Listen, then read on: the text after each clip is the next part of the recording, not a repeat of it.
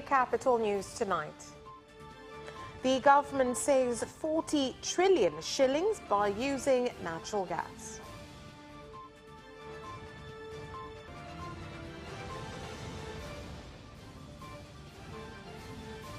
Long-distance lorry drivers ask for a permanent resolution to challenges at the Tunduma border.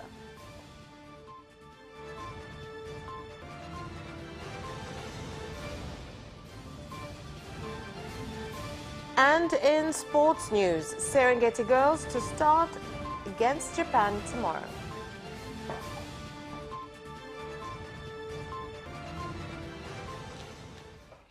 Good evening. This is Capital News at 9:30. My name is Vanessa Victor. Let's get started with the national news. Following the start of projects to produce natural gas in 2004 in the country, the government has been able to save over 40 trillion shillings that would have been used to order fuel to run various plants, including power plants. Waheshimiwa wabunge, ni kwamba tunapenda tupewe upendeleo wa kipekee sababu ya umuhimu wa hili jambo. Na mwanzoni ilikuwa ni mipya, kwa hiyo tulikuwa hatuoni hizi breakdown, hazikuwepo mara kwa mara. Na shughuli hizi za gesi ziweze kushughulikiwa na kumilikiwa na Watanzania wenyewe. Kwa hiyo tumeridhishwa na hali tuliyoiona miundombinu. Tunajua kwamba matumizi ya gesi yamekuwa makubwa sana. Kwa hiyo ipo kila sababu ya kuendelea kuwekeza kwenye utafiti.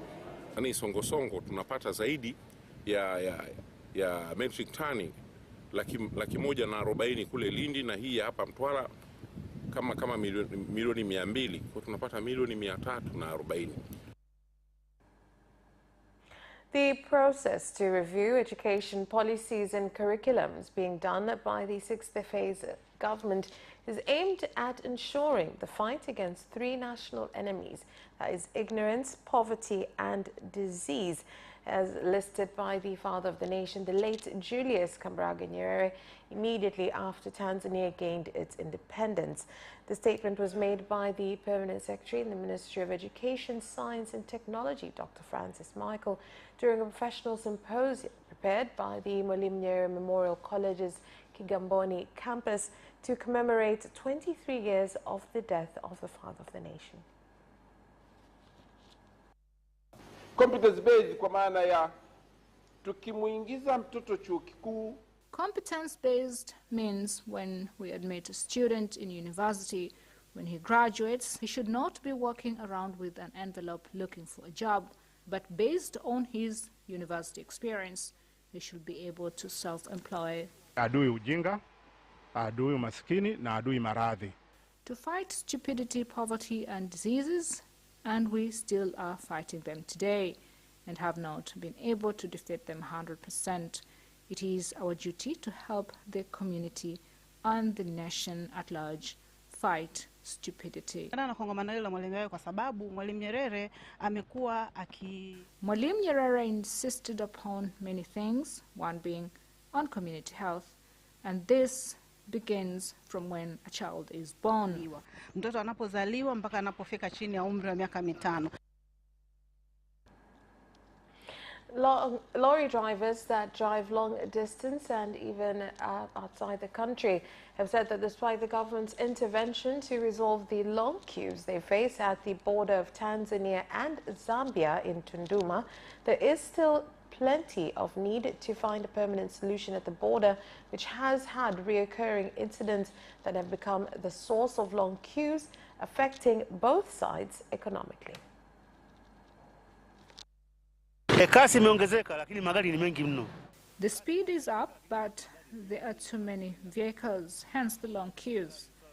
We're asking the government to find a solution. We've made improvements and increased the number of containers twice. The speed has increased. The government of the district of Momba, together with law enforcement organs, must take care of this. Njia za muda mrefu ambazo tunaamini zitapunguza kero. The Prime Minister of Tanzania, Kassim Majaliwa, has led Tanzanians and joined other countries in the world in commemorating the International Day of the Girl Child, with many girls in the African continent aged 15 years and up found to have been infected with HIV. With these few remarks, now it is my distinct honor and pleasure to declare that the high-level meeting on campaign championing the priorities of women and girls in the HIV response. Cooperation between sub-Saharan African countries and the international community that is in the forefront to address the disproportionate impact of HIV epidemic among adolescent girls and young women in Tanzania. Your Excellencies, ladies and gentlemen, before concluding my remarks, I would like to thank the UN Women for leading the organization of this important event. I had the great honor of meeting Her Excellency yesterday, and she reaffirmed her commitment and that of Tanzania to tackle AIDS head-on and to continue to uplift women and girls' voices through equal opportunities, education, access to services, economic empowerment, and resilience building. The Chief Justice of Tanzania, Ibrahim Juma, has said that major improvements made by the courts in various infrastructure and use of technology in court activities has helped reduce complaints on the court performance, which has led other countries to want to come and learn from Tanzania. Na mwanzo ulikuwa ni mgumu sana wa maboresho kwa sababu maboresho. The beginning of making the improvements was tough because it brought in something unfamiliar, things that were not taught at university.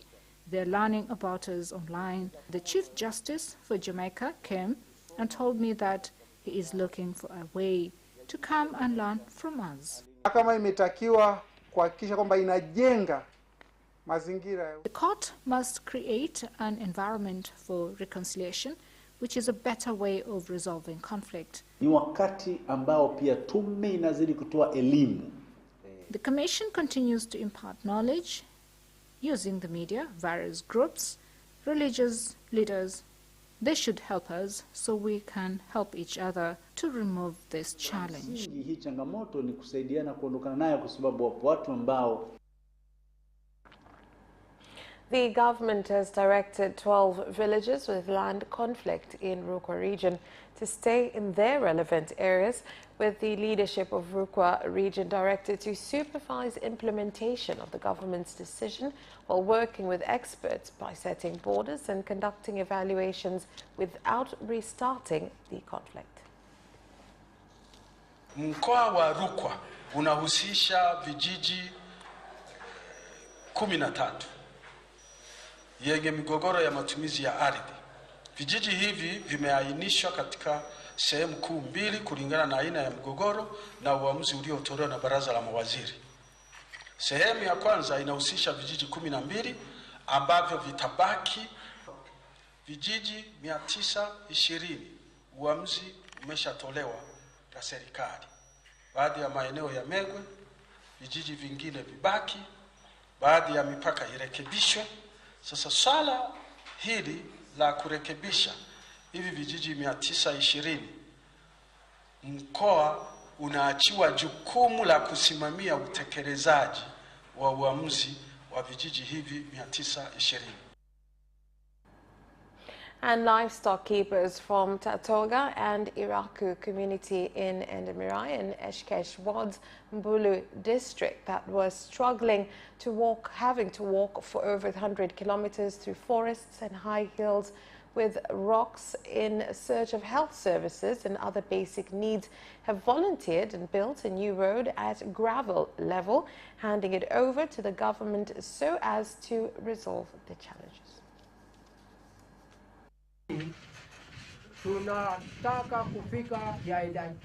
We want to get to our neighbors, but the hill is too much. I urge my fellow Tanzanians in Manyara region not to stop development for any reason. kuijenga mimi na wananchi wa Endamila. The National Housing Corporation, NHC, has set aside 60 areas with plots for partnership investment. They have also set aside areas to rebuild these areas with dilapidated houses in town centers so as to improve and increase commercial and residential areas. Na uhaba huo unaongezeka kwa nyumba zaidi ya 200,000 kila mwaka. We have a deficiency of 3 million houses. The government is doing a lot. And if this policy works well, then there will be more houses. If you build a 10-storied building with 4 apartments in every floor, we would have done 2 folds. Tunakuwa na apartmenti 40. Hata tukigawana sisi na mbia, tayari tumezidi zile apartmenti 6 zilizopo maradufu, yani maratu. And that is all for the national news. International news is next.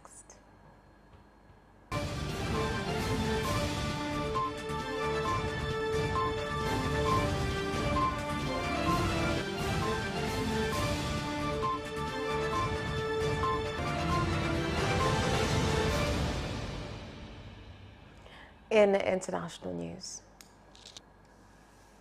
the Ministry of Health in Uganda has confirmed the deaths of 17 people today due to the Ebola virus, with the government confirming a total of 48 deaths.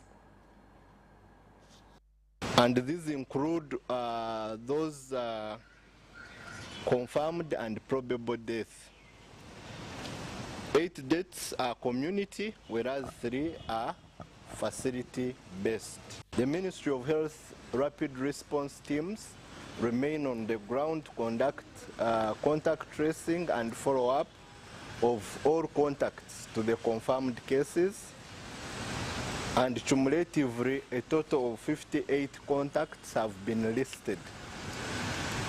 The Ministry wishes to advise the general public to install hand-washing facilities at all public places. We have doctors from the ministry. They have come to support our health workers here, and they are doing a great job. We are just appealing to the communities to come to the referral hospital for treatment, because when they come to the hospital, it's the cases are managed very well. Tanzania has continued to strengthen in large part health and nutrition for women, infants and youth, which can be an example to other countries in this region of East Africa, such as Burundi. This was shared by MP Salma Kikwete, who is representing Tanzania at the Conference of Women Leaders in Bujumbura, Burundi.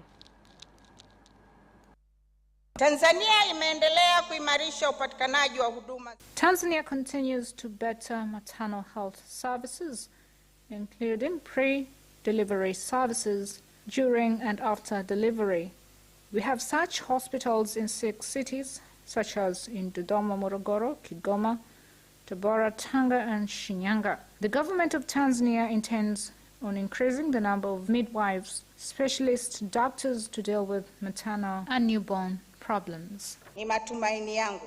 It is my hope that Tanzania's experience in these areas will help towards efforts done by the government of Kuimarisha ustawi wa wanawake, watoto wachanga, watoto balehe na vijana. Almost 1 month since the Council of Ministers in Kenya removed the 10-year ban set in 2012 against the farming of genetically modified organisms, the Azimio la Umoja Alliance has called on the government to reinstate the ban. Remittance of GMOs into Kenya will also affect multilateralism, especially within the EAC community, whereby our neighboring countries that have banned GMOs and do export maize to Kenya will not be able to compete with the cheaper subsidized GMO maize. Moreover, having not been consulted by the Ruto administration, the ban on GMOs will jeopardize trade within the EAC and cause unnecessary trade restrictions, as the non-GM neighboring countries attempt to protect their citizens from Kenyan GMO crops. And I saw President Suluhu during the meeting with President Ruto yesterday, I think it was in State House, Dar es Salaam, talk of reducing the non-tariff barriers. This matter of GMO becomes a clear non-tariff barrier. Thirdly, corporate capture. Corporate capture is when the sovereignty of a nation has been taken control of by the commercial interests of big industry. And at least 28 people have died after Hurricane Julia caused rains and landslides in several Latin American countries, including Guatemala and El Salvador. Here is more. Guatemala's Disaster Prevention Agency said 5 people died after a hillside collapsed on their house in Alta Verapaz province, burying them. And in Huehuetenango province, near Mexico, 9 people died, including a soldier involved in rescue work. Julia hit Nicaragua's central Caribbean coast early on Sunday as a hurricane with maximum sustained winds of 135 kilometers per hour and survived the passage over the country's mountainous terrain, entering the Pacific late in the day as a tropical storm. The U.S. National Hurricane Center said Julia was centered about 130 kilometers west-northwest of Guatemala City and was moving west-northwest at 24 kilometers per hour. NHC said floods and mudslides were possible across Central America and southern Mexico through Tuesday, with the storm expected to bring as much as 380 millimeters of rain in isolated areas. And that is where we leave off with international news. We'll be back with business news shortly.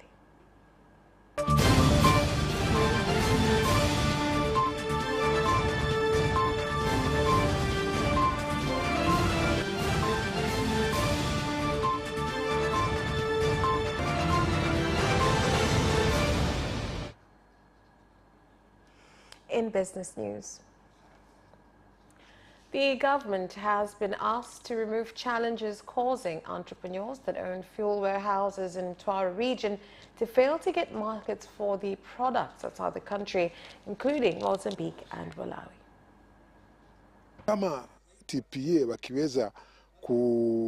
If TPA is able to construct a bypass and use the meter line, we would have more trade. The people of Mozambique are saying we must make improvements before they can bring more oil on transit.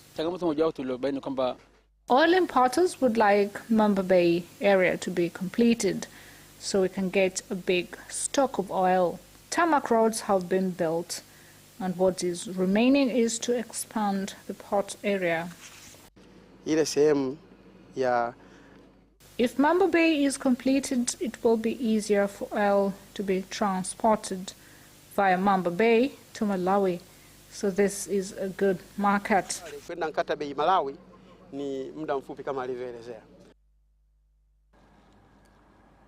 Meat exporters from within and outside the country have complained of bureaucracy and provision of meat export permits, as well as many taxes that they have to pay to transport the commodity, adding that it makes it difficult to keep up with competition from foreign entrepreneurs importing the meat. The process to get permits and on charges because some of the chicken come from outside the country, so the charges have to be reviewed. Ambao hautaruhusu wanyama wa jinsia kike au majike, not to allow male animals not to be exported if they are not going to be used in production in order to protect internal raw markets.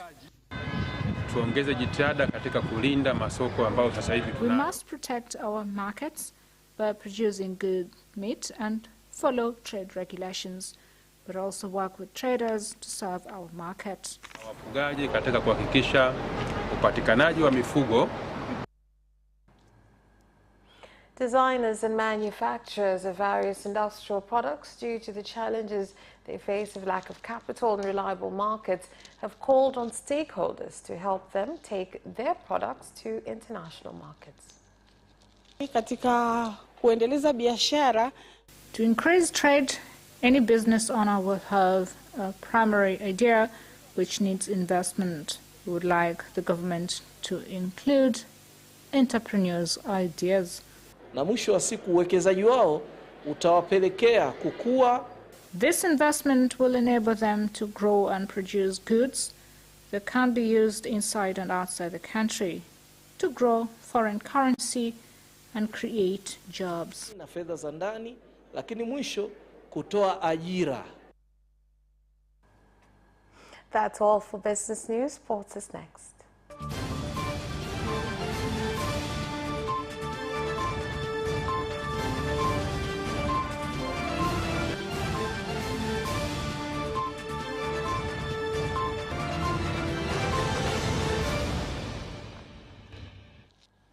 And now in sports.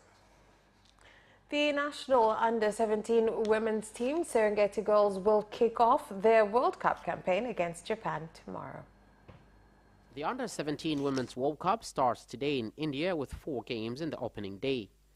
Tanzania plays tomorrow at 5:30 p.m. local time. They will face Japan in the first game. Serengeti Girls had a chance of visiting the Pandit Jawaharlal Nehru Stadium, which will be used for the competition as they prepare for the first ever presentation of the country in the prestigious competition. Dodoma DGFC have sacked their head coach Masood Juma and his entire technical bench following a series of poor performances in the NBC Premier League this season. City team is now under caretaker coach Mohammed Omari, who was the youth coach. Dodoma are currently 14th in the league table after 6 games, having acquired 5 points with only 1 win and 2 draws. And Red Bull have been found guilty of breaking Formula One's budget cap by the sports governing body, the FIA. Here are more details. Red Bull exceeded the $145 million limit during 2021, the FIA said, adding that the offense was minor, the lower of the 2 categories of breach. This means the team exceeded the cap by less than 5%. Both Red Bull and Aston Martin were also found guilty of a procedural breach of the cap. The FIA did not reveal the amount by which Red Bull exceeded the cap, how it had done so, or what penalties will be applied. It said it was currently determining appropriate action. Red Bull said in a statement that they noted the FIA's findings with surprise and disappointment. Travis Kelce became the first player to catch 4 touchdown passes in Monday Night Football history as the Kansas City Chiefs came from 17-0 down to defeat the Las Vegas Raiders 30-29. Quarterback Patrick Mahomes found the tight end with 2 passes of 1 yard and 4 and 8 yard throw. Kelce finished the game with 7 catches for 25 yards. The Chiefs improved to 4 wins and 1 defeat after a 9th win over the Raiders in their past 10 meetings. Last story.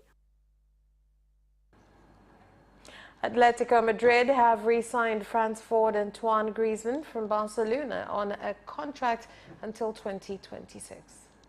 Griezmann became the 6th most expensive player in history when he joined Barca for £108 million in 2019. He scored 35 goals in 102 games before returning to Atletico on a 2-year loan at the start of last season. The 31-year-old has 3 goals and 2 assists in 11 appearances so far this campaign, though only 3 of those appearances have been starts. According to Spanish football reporter Guillem Balag, there was a clause in Griezmann's loan contract that would oblige Atletico to buy the forward for €40 million should he play more than 45 minutes in more than 50% of their games. And that sports item ends our news bulletin. On behalf of everyone who worked to bring you this bulletin, my name is Vanessa Victor. Thank you for watching. Good night.